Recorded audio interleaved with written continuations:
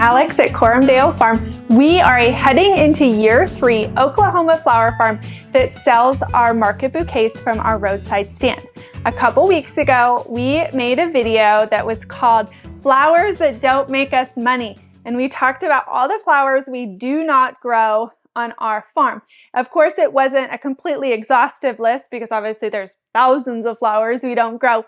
But the things on the list mainly focused on what we had tried to grow or we trialed or just ended up not working out that we decided to remove. I will link that video in the description that you can watch after this to maybe compare and contrast why aren't some of those flowers on our yes list today.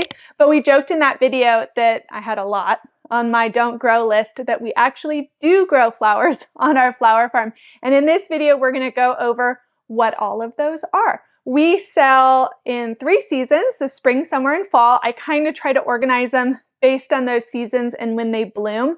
And all of the pictures that we're going to put on the screen are our pictures that we took largely this past year of those flowers that we did grow, and they got promoted to year 3, and most of them got promoted in even larger quantities. So that's really exciting.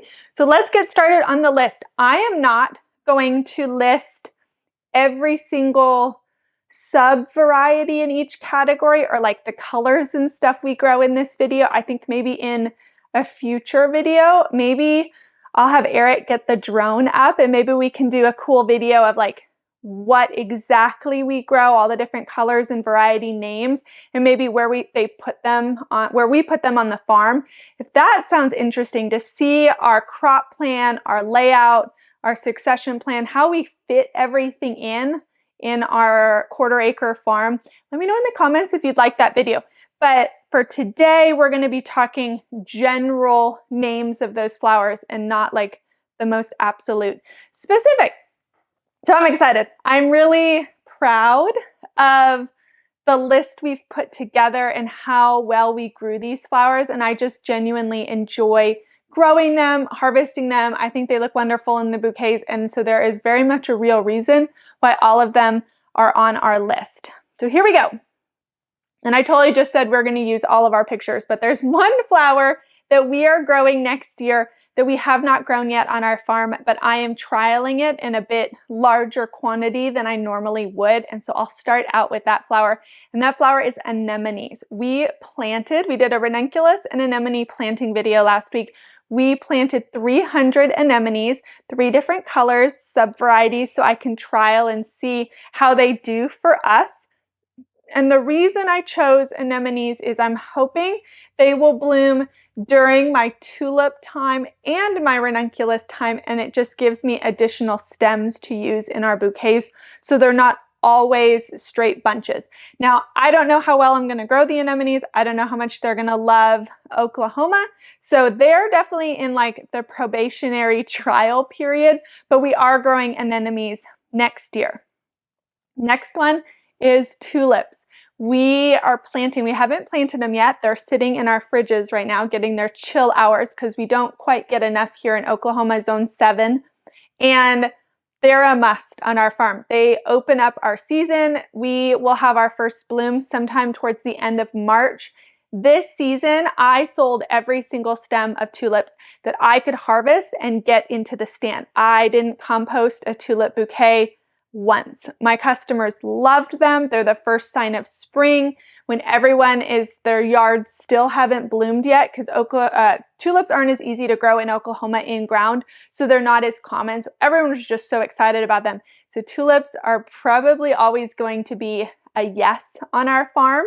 So we have tulips, lots of different varieties. We did film a video that I can also link about all of the varieties of tulips we grow and why we chose them. So if you're thinking about tulips, you order tulips and you want to compare your list, all of that, you want to talk tulips, I would suggest that video. The next one on the list is ranunculus. I grew ranunculus this past spring in our raised garden, which I often treat as kind of like my play around trial space, and we grew a small amount. I absolutely loved them. Eric loved them. They were a little bit fussy, but I didn't kill them. So I was like, okay, we're going to go bigger for ranunculus. We got our caterpillar tunnel, and so ranunculus will just love that space, I'm hoping. We planted all of our ranunculus last weekend. 2 different varieties, lots of different colors. I'm really excited and thrilled to have them because tulips are like end of March, early April. And then in May, mid-May, I can start getting some of the summer annuals. I can get snapdragons and I can get sunflowers and that sort of thing, but I kind of have a gap in April where my tulips don't last because it's getting a little bit too warm for them. And I don't yet have like peonies and sunflowers and stuff in May, and that is where ranunculus comes in. And so I'm really hoping I take care of those sweet babies, and April is just like overflowing ranunculus time for the flower stand. So ranunculus. I mentioned peonies. I'm not technically counting them because they're not going to bloom next year. Our peonies are actually on delivery right now with FedEx. We're waiting for them to arrive and plant them, but we are planning to have peonies on our farm. We have invested in the roots. We are going to plant them this winter, and in 3 years, come back to our YouTube channel to see them bloom, which feels like forever, but that's just the investment and timeline you need to make on peonies. So eventually May will be just Peonyville. But for now, I have to fill it with sunflowers and some other stuff we can talk about. But I'm hoping in the future that it's like tulips March, ranunculus April, peonies for May, which, oh my gosh, for Mother's Day, like how perfect is that going to be? I'm so excited, but have to be patient on peonies. And then next on my list is snapdragons. So last year I only grew group 3 snapdragons, which are the snapdragons that like the heat more. So I planted them in March. They started to bloom in June. Absolutely loved them. I loved looking at them. I loved harvesting them. They were so simple. They were so perfect. I didn't have insane bug pressure, just some, but not enough that it like ruined a crop or you could really notice damage on the buds and the petals. Loved them. So I want them for longer. And so this year, I have already planted group 1 peonies, group 1 snapdragons, which like to bloom earlier and in the cooler weather. I haven't done it yet, so I don't know what the exact timeline is going to be. But in theory, the group 1 snapdragons should be blooming in April to go with the ranunculus. And I know that's not the case in some places in different zones and stuff with the overlap. So I might end up being wrong. They might end up not blooming until May, but I really think that I'm going to get a batch of them in April, which again will help bulk up the ranunculus bouquets because ranunculus can sit really small in a wrap. Even though they're expensive, they last a long time, they're gorgeous. They can look kind of dinky or small in a wrapped presentation. And so if I can add any other stems to kind of bulk it up, I think that would be valuable. So I'll update you in the spring of when all of the bloom times ended up happening, and I'm probably going to learn a lot. But next year I'll have group 1 snapdragons, and then I will have group 3 snapdragons. So spring and summer snapdragons. All of the snapdragons. Next on the list is Larkspur. I ordered plugs. We have a plug video talking about where we get our plugs, how I make decisions on when to order the plugs and plant them. We have Larkspur plugs. They're already planted out in the field along with those snapdragons I mentioned. I am really excited about Larkspur. Another great filler flower. It will go with our sunflowers primarily in May. That's when our Larkspur bloomed. And because you can let it bloom out a little bit higher on the stalk for a retail bouquet, I think for our customers that are driving by our farm, because you can see our farm from the road, it's just going to be an explosion of really tall color in the field when there's not that much else blooming quite yet for the summer annuals, which tend to be what we put in the field, because by then the tulips will be done. I mean, the whole bed will have been broken down by May for the tulips. And then all of the ranunculus and the anemones and some of the snapdragons, those are out in the tunnel, which you can kind of peek from the road, but you can't see it as impactfully as you can our summer annual fields. So just having that like bright burst of color right by the flower stand and for people to see is kind of like a two-part reason I chose it. I want it for the bouquets, but I also want that color for advertisement, for marketing, for an enjoyable experience when people come to the stand and they don't just see like itty bitty zinnia plugs and some of these other annuals that we're going to be talking about out in the field that aren't ready to bloom yet until June or July. So I'm really excited about the beautiful Larkspur, and I got a mix of colors just again for that like rainbow beauty for people in May. And I really want people to just be like, I have to stop, I have to see them. Next is Bupleurum. We don't grow a lot of filler on our farm. We grow primarily flowers. You would have like a focal flower and a secondary flower. So for example, a ranunculus I would consider a focal. The snapdragon would be a secondary, but it's still very much a bloom. It's not pure greenery. Bupleurum is a greenery that we grow, and the reason I grow it is the timing in which it blooms. I need that bulking element because of the other stuff that's going on. So Bupleurum for us blooms in May into early June. And so it's going to go with sunflowers and larkspur and snapdragons. And that's going to be my bouquet. And I really enjoyed using it this past season for just height and frill and an excitement when I felt like some of the other flowers were smaller than maybe I would prefer. So Bupleurum, I'm excited to use it for that reason, and then I'll use it for the duration it blooms, chop it down, silage tarp that row, and it will have served its purpose for me, and I'm excited about it. It's not beautiful like a focal or a secondary flower, but it lasts so long in the vase, and it's very spring and airy, and so I think it'll be a good choice. There's a reason why I really want it for the timing. If it bloomed in like July, it wouldn't make the cut. It's not interesting enough. And I have plenty to use at the July timeframe. All right, next is Statice. I grew maybe 15, 20 feet of Statice this year. Obsessed with it. I loved it. I loved how easy it was to grow. I loved that I didn't really have to net it. I loved that the bugs could care less about it. I loved how long it lasted in the vase. I loved that it was a different form. It was still a flower, so like a secondary focal, but it was like a completely different shape. It almost is like, you look down and it looks kind of like a fan on the top versus a round bloom. And so in the bouquets, it just looked really interesting. And most people had never grown it or seen it. Absolutely loved it. Decided I want a full maximum row that I can grow of Statice, because this next year I'm going to experiment with some dried flowers, and Statice, especially the purples and blues, the bold Statice colors, dry beautifully and keep their color. So all around, I can't even think of a negative for Statice. Like, it's an absolute must for me. So Statice is going in.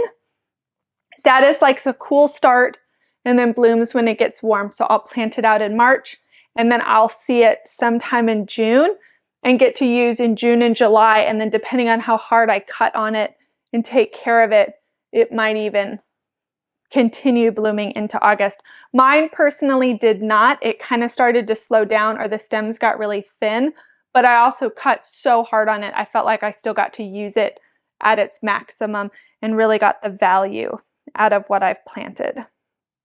Okay, the next on the list is probably our favorite flower discovery of this past season. A flower we hadn't previously grown before.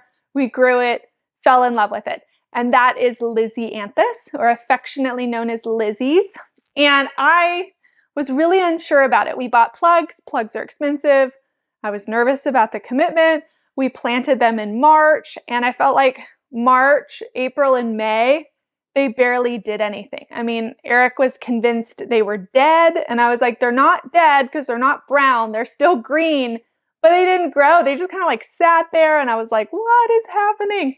But it warmed up in June. They just like shot through the roof. They bloomed in July, and our flower stand was out of control popular when we had Lisianthus in the bouquets. I think our highest sale Saturday was like 65 bouquets, and it was the launch of Lizzie season, and my customers loved them. Can't get enough of them. Kind of don't have any downside to them, except the plug expense, and you have to take care of them for a long time. So it's not like a churn and burn sunflower where you can fit in a lot of successions in one space. It really is kind of a commitment, but you can charge much more per stem than a sunflower for a Lizzie. And I also was able to get maybe 3 or more cuts per plant off of it versus, like a sunflower is one and done. So I thought they held their value. Our customers love them, so we're going to grow even more next year, experiment with some of the different groups and colors, kind of really try to narrow down like these are our favorite for us to grow and how they perform, and then also the favorite of our customers and the colors that they really like to see in July when our Lizzies were blooming. We are going to put our Lizzies though in the tunnel this next year. They were out in the field. I thought they did wonderfully in the field, considering they were long stems. I could use them. They looked beautiful. People loved seeing them. But once we got into June and early July, when they were starting to bloom and we were getting rain and wind and typical summer conditions, it tarnished the blooms in a way that wouldn't happen in a covered high tunnel space. And so I probably could have gotten even more cuts off of our Lisianthus bed if I had them covered and more protected. So we're going to move them into the high tunnel this year. I moved some crop plans around to make room for them. And I think it was the right decision, because previously I had them just going back in the field, because why do something different if it worked? But I actually think I can make them even better and give us even more money for the investment that they are by giving them some more primo real estate space in the tunnel. So we're clearly into summer now, because Lizzie's bloom in July. We're clearly into summer. Obviously, I'm going to grow zinnias. We're going to have rows and rows of zinnias. People here, my customers, absolutely love zinnias. They grow typically in their garden zinnias, but they grow the dollar store seed packet, which can't compete with a Bennery's giant professionally grown flower farmer zinnia. And so even though they have them in their own gardens, they love to come and buy our bouquets just because of how beautiful and huge and the range of colors that our zinnias are. And so there's a huge affection for zinnias. Yes, they annoy me a bit. Yes, they get a bit out of control and they can get powdery mildew. Yes, they're a little bit of a pill to tear down at the end of the season, but they're unbelievable color for people to see when they come to the stand or they drive by. Customers love them. Our customers ask for them. So there's really no scenario in which I could say no to them, even if maybe they're not top 3 favorite flower of mine to interact with and grow. It's absolutely a top favorite of mine from a profitability standpoint. Zinnias are a forever keeper. Next is marigolds. Marigolds saved my butt on a couple instances where I had messed up the sunflower successions, or it just was a weird climate-caused off cycle of my sunflowers not blooming 1 week or 2 this summer. And I had zinnias, but I didn't just want to put out a zinnia basil bouquet. That felt very uninspired. The marigolds came in and just were beautiful, beautiful pop of orange. They looked wonderful with the bold saturated zinnia colors in the basil, and they just were wonderful. I know that marigolds can be love or hate with their smell. Their smell is a bit ick. So as a flower farmer, when you're having to harvest buckets and buckets of marigolds and really get in there with the smells, it can be I'm so over this.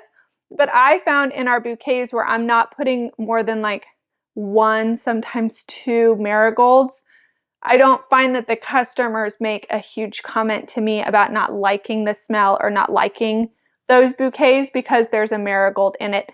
And typically our marigolds are so big and so different from, say, a bedding plant marigold, a French marigold that you would buy at a nursery to put in a potted porch display. They're interested in them because they're just not used to seeing such big, beautiful marigolds. So I'm pro marigold.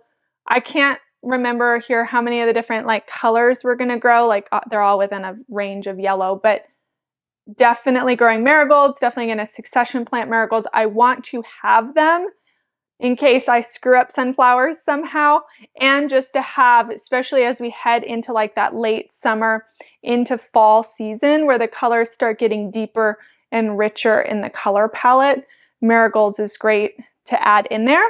And then also they dry well. So Statice for drying, and now also I'm gonna add in marigolds. I think the blues and purples of the Statice with the orangey yellows of marigolds is just gonna be beautiful in however I end up deciding to use the dried bouquets, the dried flowers. Next is Celosia. Celosia that loves heat, loves Oklahoma. It can handle anything July and August Oklahoma throws at it. The grasshoppers like Celosia here, but they don't do so much damage that I feel like I can't harvest the bloom and the stem that ends up usually being a beautiful color. So the grasshoppers hang out on the Celosia, but they don't decimate the Celosia, and so we kind of have like an agreed upon detente between me and the grasshoppers and Celosia. So I'm going to grow them, probably going to put them in the high tunnel because they can handle the extra heat environment of the high tunnel, and so I can still feel like I'm using that space and leave the field for some more successions of some of these other summer annuals. So they're going to go in there. I'm not set on the colors yet. I haven't even ordered them, seed or plug. I don't know what I'm going to do. I just know that Celosia's on the list. Celosia was used primarily in the fall for us with sunflowers. And so the way I'll plant it is I will probably not plant it with a plan to use in the summertime, but to use it in September and October. So the timing of my planting will be for that reason of when I want it to bloom. And then I'm also planning to use that for some dried because it's a different shape and form than the Statice and marigold for dried usage. So Celosia, a couple more left. Next up is basil. Just like bupleurum, basil is kind of the only greenery we grow for our summer bouquets. I like cinnamon and lemon. That's easy to share. Those are my two favorite. I like cinnamon for the purpley tones it can bring to a bouquet. It's really unique. I love lemon for the smell and the stem length. If I had to pick, I would only grow lemon, but they both have wonderful usages. I will succession plant them. I will cut hard on the plants. I will love how they make my fingers smell. I will love how they make the cottage smell. And it's just a really wonderful go-to greenery and smell point to put into our bouquets. I love it. It's easy. The bugs don't bother it too much. I succession plant, so even if I start to get any fungal issues, I've got fresh plants coming. It's just a really wonderful go-to filler for our farm in the summertime. Last on my list is Gomphrena. I don't like Gomphrena. I don't like to harvest it. In general, I'm just kind of eh. I think my customers really love seeing it because it's very unique and interesting, but it generally tends to frustrate me. However, I do want to do a good job with trying the dried arrangements because my customers gave me a lot of feedback on Facebook when I asked that they would be really interested in dried flowers, and it would be a wonderful season extender for us into November, as well as being able to offer the dried with the fresh bouquets in September and October. So I want to grow things that would go really well for that objective. And Gomphrena, when you're harvesting it for dried, becomes a lot easier to harvest. You can do it much quicker with a sickle. You're not having to deal as much with the precision of like the single stem harvesting and making sure it's mature enough for a fresh bouquet. And it just wasn't bulky enough in the stems, and so the stems weren't bulky enough in our bouquets. So I ended up growing it and enjoying the color that the people could see from the road, but I didn't use it as much, and for me that's not worth it to grow again. But now that I'm going to use it for dried, I'm going to give it another chance. And if it ends up being a wonderful addition to our dried lineup, I will keep it. If I still continue to be frustrated with it, in year 4, Gomphrena is probably going to be gone. But I have hopes for it. I think it's going to be great for dried. I've seen it in some beautiful pumpkin arrangements and other usages in dried, and I think it's really lovely. I will pick the really bright, bold saturated colors that go with the fall tones of marigold, Statice, and Celosia. So hopefully they complement each other well, and that I really like it. It will go in the tunnel as well with Celosia and not take up primo field space that I already have filled out. If you were counting, that is a total of 14 flowers that we grow on our farm from March through October, last frost to first frost, only 14 flowers.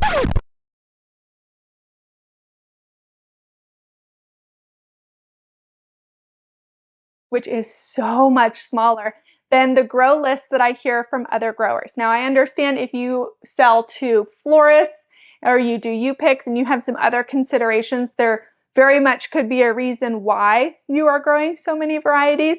But I think also for new growers, they can become overwhelmed with the option of all of these flowers to grow, or they can look at some of the big to mean like employees and multiple hoop houses type of farms and seeing their grow lists and think that, well, that's just what I need to grow. I need to grow everything that they're growing. And you might not see the reason why they're growing all of those, or that they have the capacity to grow all of those, because they have staff, they have employees, they have very different logistical realities than maybe a husband and wife or just one person starting out on a farm. And so we feel really strongly that we want to be a meat and potatoes, a steak and potatoes farm where we grow a much smaller list of flowers that are actually profitable for us, that we know make us money, that our customers love, and we can grow them in large quantities with excellence,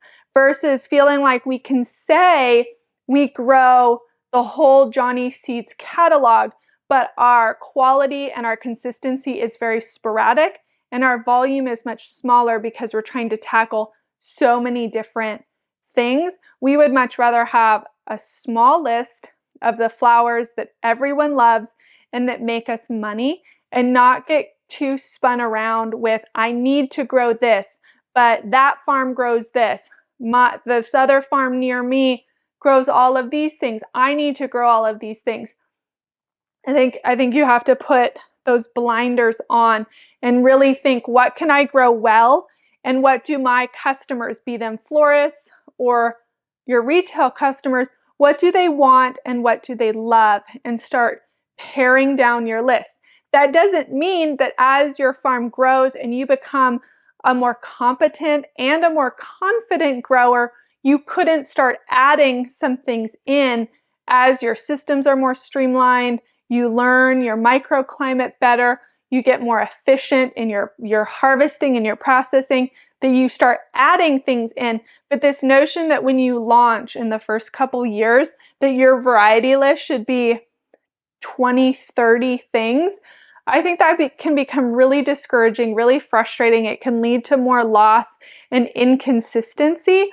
And why not grow less and actually reach profitability sooner on your farm, because you didn't get too wrapped up in, I think, very much the mind game of Instagram and comparisons can be. So that would be my encouragement to you if you are on the newer end of growing, or you feel frustrated and overwhelmed with maybe how your grow list has ballooned over the years. I almost want to give you permission to be like, slash it, cut it, be ruthless, and grow things that bring you joy and bring you profitability in your list. And when I say bring you joy, I mean that you're not resentful, of harvesting and growing it. But if your customers love it, maybe you have to get over your resentment because they're giving you money for that flower that bugs you, which might be the case with me with Gomphrena and stuff, that I kind of grumble under my breath a bit. So that's our list, our teeny tiny list. And you might think that's only 14 flowers. I would get bored. I need more variety. But what I didn't list in here is all of the different colors and sub varieties and all of this. So I don't feel like I get bored because I've got, 5 different snapdragon colors and 8 different zinnia colors. And there's all this sub variation. Once I pick, I'm going to grow zinnias, I then have tons of choices amongst those zinnias of what to grow. So I certainly don't feel bored. And I think because I grow different colors that bloom and can create formulas in my bouquets, my customers certainly aren't bored. I never once got feedback of like, oh, this next week looks exactly the same as last week, because that simply wasn't the case. That's not how the plants work. That's not how it will work if you grow lots of different colors. So don't think you would get bored. There's more than enough fun to be had amongst our 14 flowers. So I hope our list was helpful. If you, again, would like to see all of the things we don't grow and maybe why some of the flowers that you're growing are not on our list, I'll link that video below. I kind of talk through our reasons why I grew some things and they just didn't make the cut for next year. Lots of comments and commentary over there on that video, because I know everyone gets really passionate about the choices and things that they love and style and customers and all of that. And I think it's a great discussion to be had, even if we argue a little bit about, I can't believe you don't grow this, or I love this flower, but that's okay. My encouragement would be to maybe look at your list and see what you can pare down and seek excellence and consistency as your goal for next year on your farm. And I think you will see an increase in your sales, and that always feels good, and it feels like a good wind in your sails to keep going. We'll see you in the next video.